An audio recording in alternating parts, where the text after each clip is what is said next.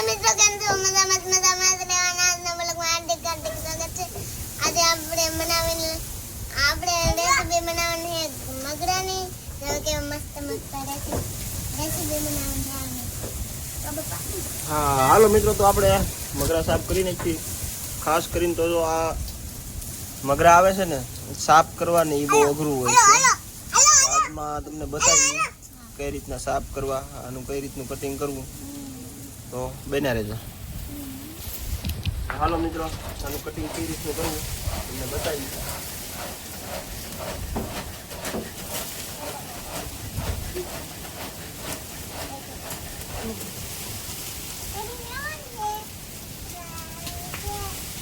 આવી રીતનું કંઈક વિતર હોય ઉપરની સાઈડમાં કાપી નાખી, હવે નીચેની સાઈડમાં કાપી નાખી. અને પેલા સારો કાઢવાનો.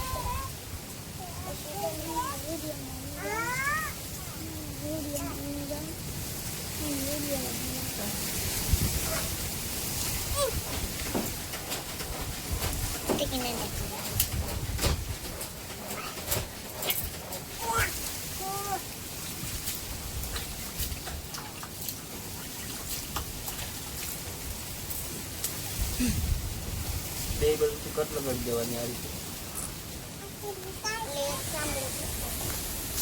આને ખાલી હાવ ઈઝી કહેવો ને, આમ તાત્કાલિક આની સ્કિન નીકળી જાય. જુઓ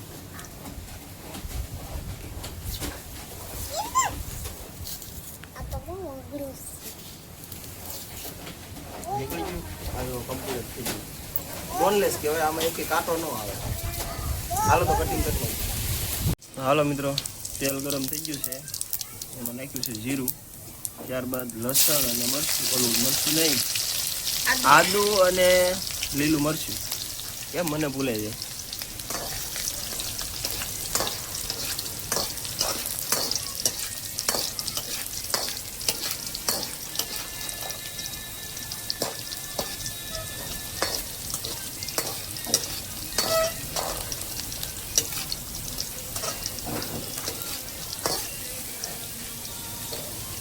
હવે ડુંગળી એડ કરશું.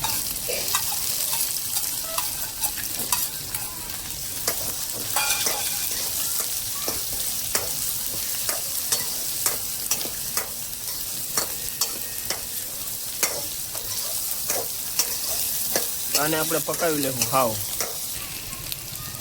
આપણે પેલા મિત્રો ડુંગળીને હાવ એટલે હાવ પકાવી લેવાની છે. થોડુંક નિમક એડ કરીએ, ડુંગળી ગળી જાય. સ્વાદ પ્રમાણે નિમક નાખી.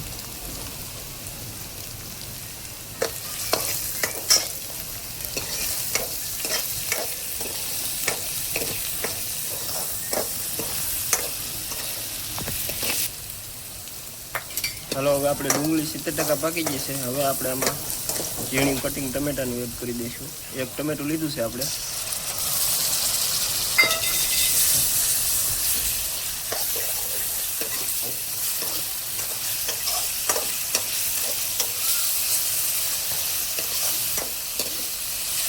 થોડી વાર પાકવા દઈશું.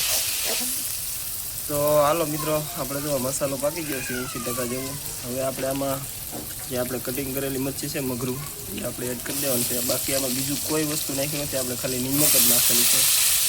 અને આપણે પકાવવાનું છે તેલમાં.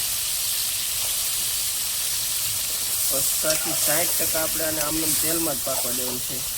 થોડી વાર હલાવી મિક્સ કરીને પાછા ઢાંકી દઈશું. આવી રીતે તેલમાં જ આપણે પાકવા દેવાનું છે પૂરેપૂરું. તેલમાં હાવ એટલે હાવ પાકી જાય પછી જ આપણે મરચી ને હળદર ને બીજો કોઈ પણ મસાલો એ તેલમાં પાક્યા પછી જ આપણે નાખવાનું છે. આપણે ઢાંકીને 5 મિનિટ પાકવાનું છે. થોડી વારમાં ખોલીને આ રીતના હલાવતું રહેવાનું, એટલે તળીએ દાજકો ન પડે.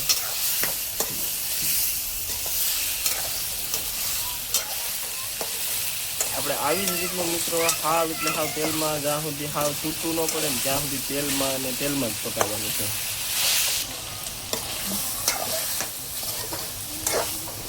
હવે કહેવાય કે 40 થી 50% જેવું પાકી ગયું છે. આપણે ચેક કરી દઈએ પાક્યું કે નથી પાક્યું. જો મિત્રો હાવ એટલે હાવ પાકી ગયું છે, એક બટકામાંથી બે થઈ જાય છે. હવે આપણે આમાં એડ કરશું હળદર,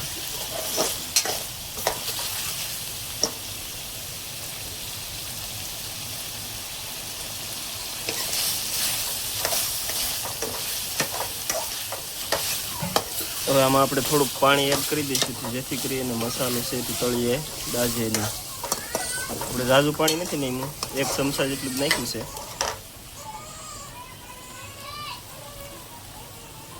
ત્યારબાદ ધાણા જીરું,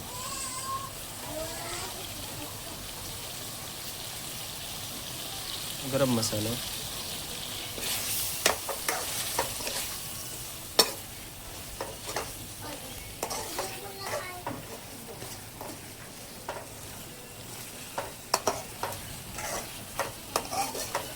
હવે આમને થોડીક વાર પાકવા દેવું.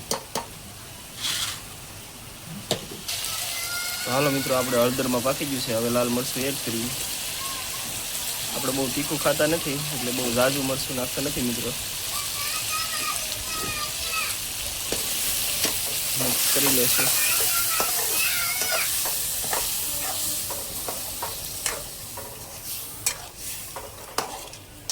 ને આ આપણે તેલમાં પાકી ગયું છે એટલે મિત્રો હવે આમાં આપણે જેટલો રસો કરવો હોય ને એટલું જ પાણી એડ કરવાનું છે. બાકીનું નકર તો જેટલું વધારે પાણી એડ કરીએ એટલે બળી જાય ને હાવ એટલે હાવ ઓગળી જાય. આની માટી છે તે હાવ એટલે હાવ પોસી હોય, આમાં હાડકા ન હોય. એટલે આમાં આપણે ઝાઝું પાણી નથી નાખવાનું, આપણે 1 જ ગ્લાસ પાણી નાખવાનું છે. તો હાલો મિત્રો, આપણે જો ઘાટી ગ્રેવીવાળું મગરાનું શાક બનીને થઈ ગયું છે તૈયાર.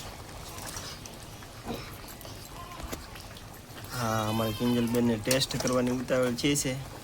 તો આગળ કિંજલબેનને ટેસ્ટ કરાવીએ.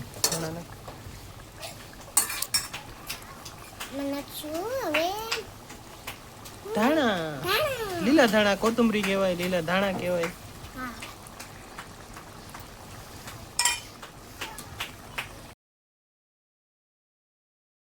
હેલો મિત્રો, આજનો રેસીપીનો વિડીયો કેવો લાગ્યો કોમેન્ટ કરી દેજો, શેર કરી દેજો. ચેનલ માં નવા હોય તો સબસ્ક્રાઇબ કરી દેજો. મળશું એક બીજા વિડીયોમાં. Bye bye.